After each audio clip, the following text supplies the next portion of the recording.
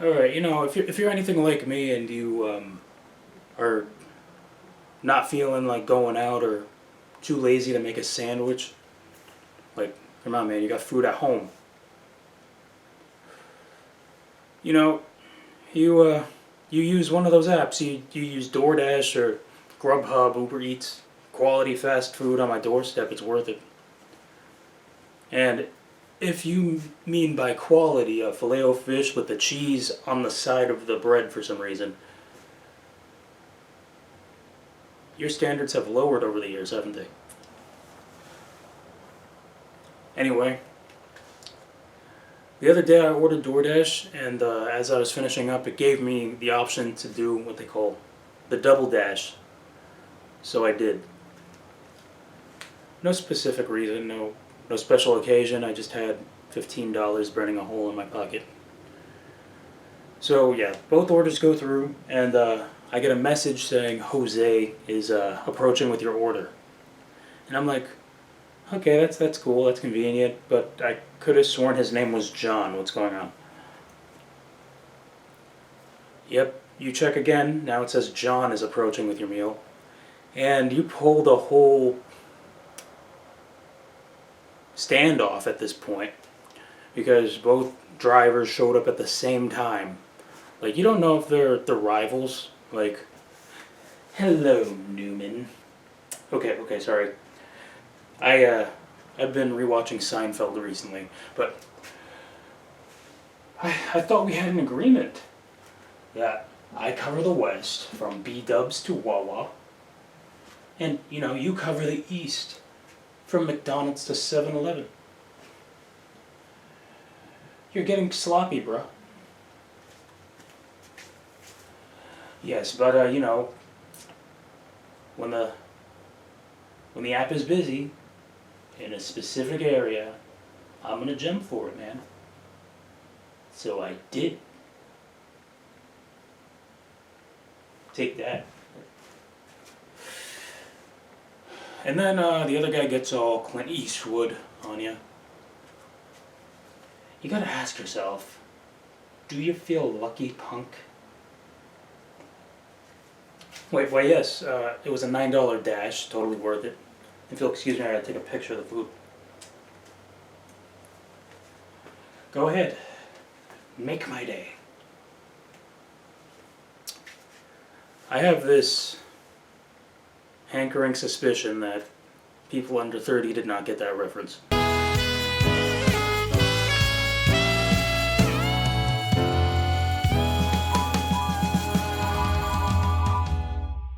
Welcome to the show, everybody. I'm your host, Rob Rodriguez. Now,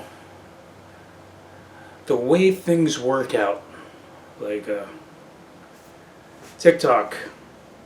TikTok is running again in the United States. Last week's show was filmed the week before, when literally 2 hours after I filmed that, TikTok went dark. Little did I know that the same day, 15 hours later, TikTok would go back online. And did I fix that ending? No, I did not. So it basically just makes me look like I was the last to find out that TikTok came back. Like, I can already hear the comments watching that ending, like, oh, who's gonna tell him? He has no idea. Oh, trust me, I have no idea about a lot of things. So, we all have a daily routine that we follow, we know when we're going to get up in the morning, or in most of our cases, get up in the afternoon. Yeah, these morning people who work early are like, must be nice, I get up at 7, I have to beat traffic to just clock in on time.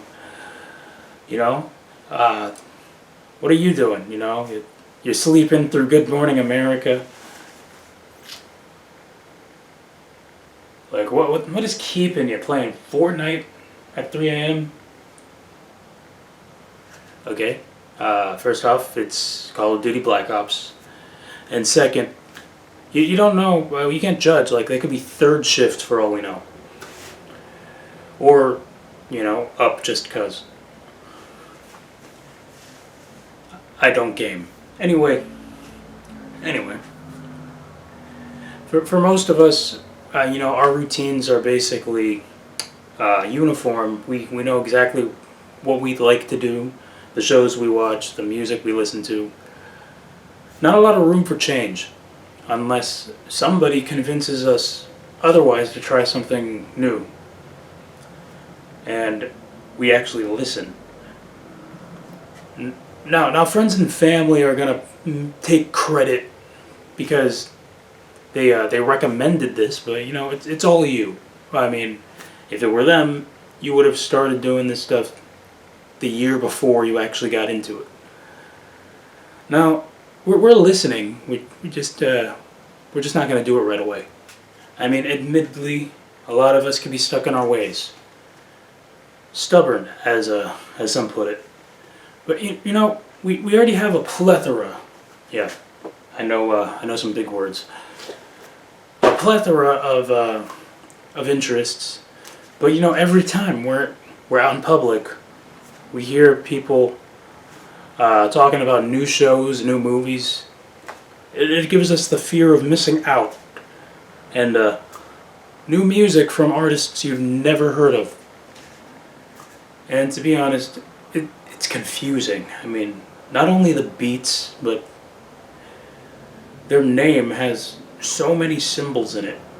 Like, how do I decipher? I mean, I'm assuming the semicolon is supposed to be an I. No, it's apparently some quirky thing that looks like a wink. Okay, cool. And if you're like me, you hesitate when someone asks you what kind of music or what kind of shows you watch, because they're gonna try to recommend a show that you're probably not even gonna give a chance to. Not only because you're judging it by its cover or nothing, it's because they're describing the show poorly. Like, so you're basically, the whole thing just takes place in an office. Actually, you know what, that was pretty accurate. Take this for instance, we have two types of people. We have thrill seekers and, how you say, people that are like, I don't know, is it safe? Okay, cautious people, but I didn't know what to call it while I was writing the script. I go to Disney once a year, and for the last two, I went on Rock and Roller Coaster starring Aerosmith by myself. By the way, rest in peace, Rock and Roller Coaster starring Aerosmith. May Electric Mayhem do you justice. I mean, I like the Muppets, but I also like Walk This Way. But yeah, I would go on that ride as a solo rider, and you know how pathetic the single rider line is. I mean, you're walking through it, and then the folks in the standby line are like, "You the man, champ." I mean, my friend refuses to go on that specific ride. It's almost like 10 years of friendship, and it's clear that for multiple reasons I am a menace. Not just for thrill seeking, but a menace in the way like you order pineapple on pizza or eat Junior Mints. SpaghettiOs out of the can. And I wonder why I have heartburn. Now, so the ways I try to convince him to get on is, let's say, hey, why don't we go on the boat to Epcot really quick? Because Hollywood is a boat ride away from Epcot, for those of you who aren't familiar. And, we stop by Club Cool, sponsored by Coca-Cola. And, we drink some Beverly, which, if you're not sure why I'm talking like that or what Beverly is, it's a soda that's made from the rinds of a grapefruit. He went once, okay? I mean, let's say for example, you're a rule follower, and you have a friend who just lives life on the edge. I mean, they're all like, roads. Where we're going, we don't need roads. Okay, you're driving on the shoulder right now. We do, okay? I don't care if these cars are going too slow for you and you're driving past them. I want to live, okay?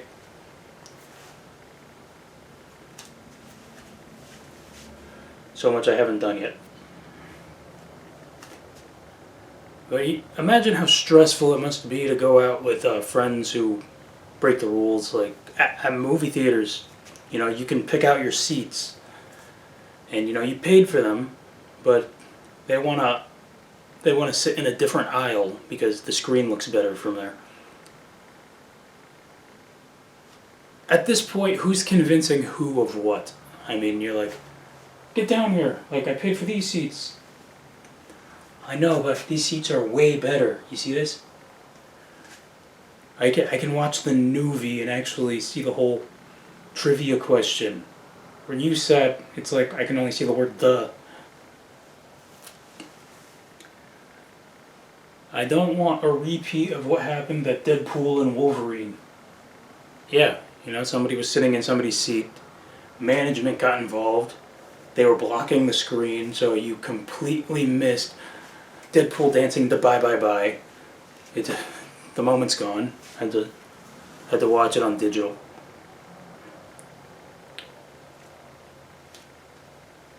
If you come down here, I'll take you to see Wicked. Yeah, you didn't know this story was in the past tense, did you? What a twist. Okay, so my fiance came back to our seats. I had to take her to see Wicked. Win-win situation, actually. More like win some, lose some, but it ended up working out. We went to a 10 p.m. showing in a dying mall. So, no singing at that showing, so score. I also recommend, if you're going to see it, make sure Ariana Grande's on your good side. Yeah, her and her one dimple. Well, we have a lot of show to fill. Well, that was unhinged. So that being said, I'm going to need a minute.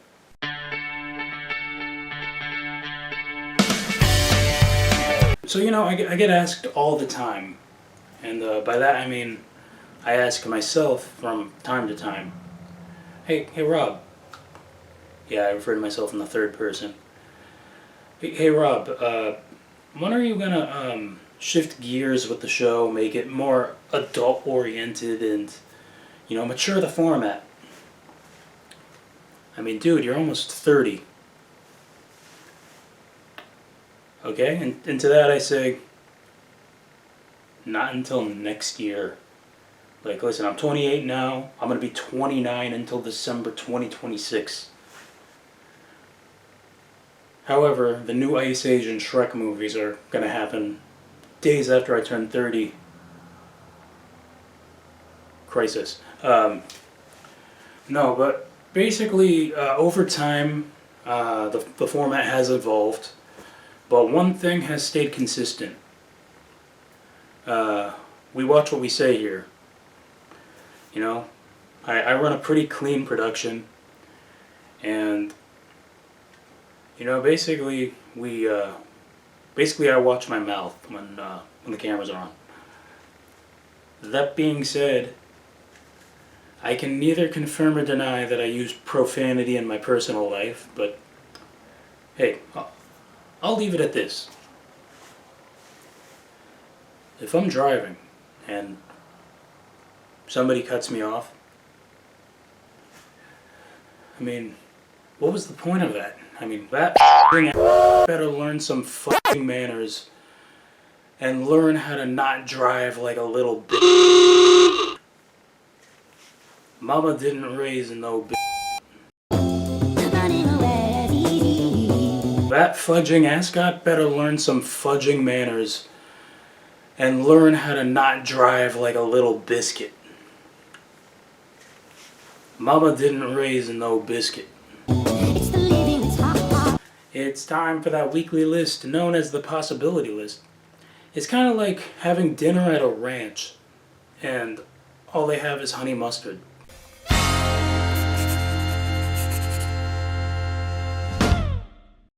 Alright, this week's list is titled 5 of the worst times for your phone to hit low battery. Don't you just hate when that happens? Okay, no hesitating with this list whatsoever. Number 5, 3 episodes into Squid Game.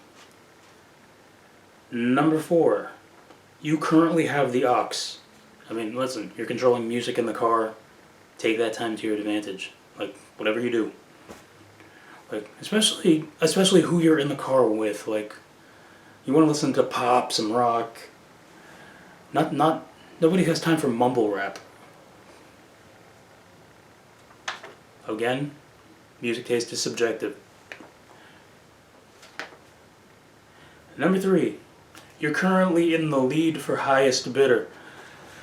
Number 2, that apology phone call with your significant other. And number 1, 5 of the worst times for your phone to hit low battery. Your door has one of those digital locks that have an app. Alright, and that is the possibility list for you this week. You know, as of late, we've been doing a lot of original pieces to close out the show. But sometimes I can understand people forget that we have reoccurring segments. You know, like journal entries, watch a later playlist. And one of them is something we've done since the beginning. That's right. It's time for events in history that actually happened. So, you know, we all know M&ms, right? Too easy. No, not that one. We're talking Marshall Mathers, Slim Shady. That M&ms. In 2003, 8 Mile won an Oscar for the song "Lose Yourself," but Eminem was not there to accept the award. Cut to 2020. You know, pre-lockdown 2020. It was just the future at the time. Eminem surprises the audience with a performance of the Oscar-winning "Lose Yourself." Mom spaghetti, he's nervous. And it mixed the crowd. Like, you could tell who was enjoying it, who was confused. I mean, just look at Billy. She's like, there are not enough hours in the day. But you have to ask yourself, if you had one shot, why not? Well, that is the show for you this week. You know to follow me on social media. Until next time, well, TikTok is there. The graphic is back because ain't nobody got time for YouTube Shorts right now. And I have 6 W-2s to file. So until then, please enjoy this segment we're doing for a while, 10 years and 10 weeks. That is my time.